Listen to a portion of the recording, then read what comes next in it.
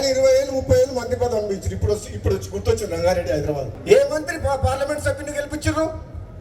చాలా మంది మంత్రులు తెలంగాణలో పార్లమెంట్కు ఇన్ఛార్జ్ పెట్టిన మంత్రిని.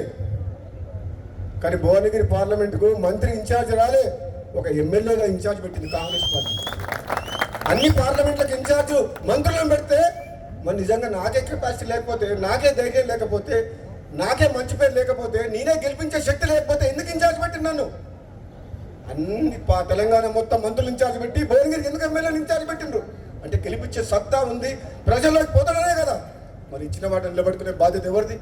మీరు ఇన్ఛార్జ్ పెడితే గెలిపించి ఇచ్చినావా లేదా సీటు? ఎవరిచ్చిండ్రు? ఆదిలాబాద్ గెలిచిందా? మహబూబ్ నగర్ గెలిచిందా? సికింద్రాబాద్ గెలిచిందా? మల్కాజ్గిరి గెలిచిందా? మేదక్ గెలిచిందా? కరీంనగర్ గెలిచిందా? ఈ మంత్రులంతా ఎక్కడ పోయిండ్రు? మరి ఎక్కడ? నేను అడిగేది ఓ దయా దాక్షిణ్యాల మీద మీరు ఎప్పుడు ఇస్తారా అని మేము ఎదురు చూస్తలేము. నిజంగా పార్టీ బతకాలంటే, ప్రభుత్వంకి మంచి పేరు తేవాలంటే, నిజాయితీగా సమర్థవంతంగా ప్రజల కోసం, పార్టీ కోసం, ప్రభుత్వం మంచి పేరు తీసుకొచ్చే వ్యక్తులకే ఇవ్వాలి అని చెప్పి అంటున్నాం. ఈ పైరవికారాన్ని పక్కన పెట్టాలి, పైరవికారాన్ని పక్కన పెట్టాలి. కాంగ్రెస్ పార్టీ ఇంకా బలంగా కావాలి. ఒక యువకుల్ని ప్రోత్సహించాలి, పార్టీ కోసం కష్టపడే వాళ్ళని, మానవత్వంతో పనిచేసి ప్రజలతో మమేకమై, కార్యకర్తలతో మమేకమై, అవసరమైతే డి అంటే డి అని కొట్లాడే శక్తి ఉన్న వాళ్ళని అధికారం ఇస్తే అప్పుడు ప్రజలు సంతోషిస్తారు, పార్టీకి లాభం అవుతుంది. దారుణం కూడా దానం ఎక్కిస్తే పదవి వస్తే కొట్లాడతాడా? కేసీఆర్ అనే వ్యక్తిని గద్దె దింపేదాకా నిద్రపోను అని చెప్పి పార్టీ మారి బీజేపీలో ఉన్నా సరే తెలంగాణ ప్రజలందరూ కూడా కాంగ్రెస్ పార్టీ వైపు చూస్తే నేను మళ్ళీ వెనకడుగు వేసి కాంగ్రెస్ పార్టీలకు వచ్చి గద్దె దింపినా లేదా? అంటే ఒక ప్రజాస్వామ్యాన్ని కూని చేసి, రాష్ట్రాన్ని అప్రపాలు చేసి, అవినీతిమయం చేసి, లక్షల కోట్ల ఒక కుటుంబం దోచుకుంటుంటే చూడలేక ఈ ప్రజలకు ప్రజాస్వామ్యాన్ని కాపాడాలని చెప్పి, ఈ ప్రజల పక్షాన్ని పోరాటం చేయాలని చెప్పి, తెలంగాణ ఇచ్చిన కాంగ్రెస్ పార్టీ జెండా ఎగిరాలని చెప్పి నాలాంటి వ్యక్తి నిర్ణయం మార్చుకొని వెనుకకు వచ్చిన అంటే దాని అర్థం ఒక కమిట్మెంట్ ఉంది. కన్నతల్లి లాంటి కాంగ్రెస్ పార్టీ అంటే అభిమానం ఉంది.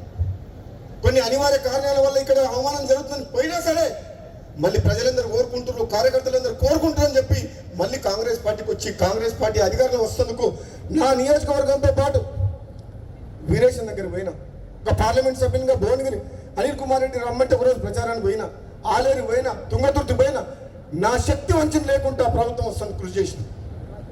సూర్యాపేట రమ్మంటే దామోదర్ రెడ్డి దగ్గర పోయినా.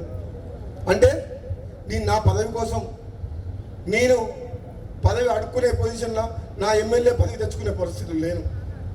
ఈ తెలంగాణ రాష్ట్రం కోసం 5 ఏళ్ళు పోరాటం చేసి సోనియా గాంధీని కాంగ్రెస్ పార్టీని ఒప్పించి పార్లమెంట్లో తెలంగాణ గొంతు వినిపించి తెలంగాణ తెచ్చిన ఎంపీల్లో నేను ఒకరిని.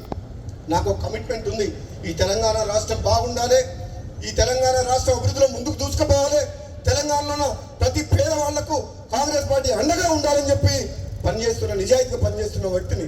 కాబట్టి నా విషయంలో కొందరు నాయకులు ఇది చెప్తే బాగుండదు, దుర్మార్గంగా ధర్మరాజులాగా ఉండాల్సిన జానారెడ్డి గారు కూడా మహాభారతంలో ధృతరాష్ట్రం పాత్ర పోషిస్తాడు. నాకైతే బాధ అనిపిస్తుంది. నాలాంటి వ్యక్తికి ఏదన్నా వస్తుంది అంటే 10 మందికి పనికొచ్చే మనిషిని, 1000 మందిని కాపాడే వ్యక్తిని నాలాంటి వ్యక్తికి అడ్డం తగులుతుందంటే ఇక నేనేం చెప్పాలో నాకు అర్థమైతలేదు. అందుకని ఇంతకంటే ఎక్కువ చెప్పలేదు. ఇప్పటికే చెప్పదలుచుకుని చెప్పిన మనసులో ఉన్నది చెప్పినా లేదా? మరి నన్ను చూస్తే భయపడుతున్నారు అందరూ. నేను వస్తున్నట్టు బామ్మోడు వస్తే ఏం చేస్తాడో, ఆయన మా మాట వింటాడో వినడో అనుకుంటున్నా. ఏందో మరి అధిష్టానమేమో ఇస్తా అంటుంది,